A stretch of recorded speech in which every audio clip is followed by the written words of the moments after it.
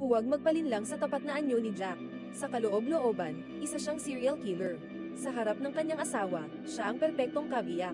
Kapag kailangan niya ng pera, agad niyang iniaabot ang kanyang pataka. Ubos, bawat sentimo. Bilang pinakamaasahang veterinaryo sa bayan, maalaga si Jack sa mga hayop. Kapag may kailangang patulugin, pinapatugtog niya ng malumanay na musika upang payapain ang kanilang damdamin.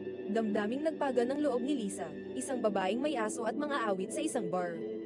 Inimbitahan niya si Jack upang marinig siyang kumanta. Doon, napansin ni Jack ang malalim na pasa sa balikat ni Lisa. Naramdaman niya ang bigat ng buhay nito at naawa. Matapos ang pagtatanghal, inalok niyang ihatid si Lisa. Inanyayahan siya nito paakyat, ngunit tumanggi siya.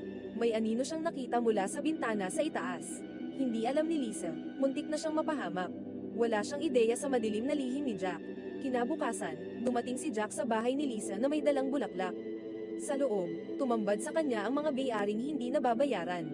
Sinabi ni Lisa na may malubha siyang sakit at kaunting panahon na lang ang natitira.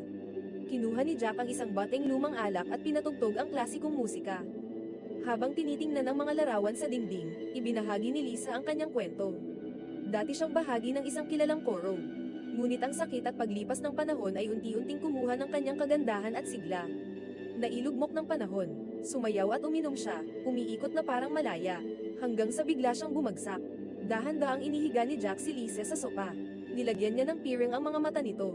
Sa isang abaniko, isinulat niya ang pangalan at petsa ng kamatayan ni Lisa. Saka inilagay sa isang kahon, isang koleksyon ng kanyang mga biktima. Nang bumalik siya sa kama, hindi niya alam na gising ang kanyang asawa.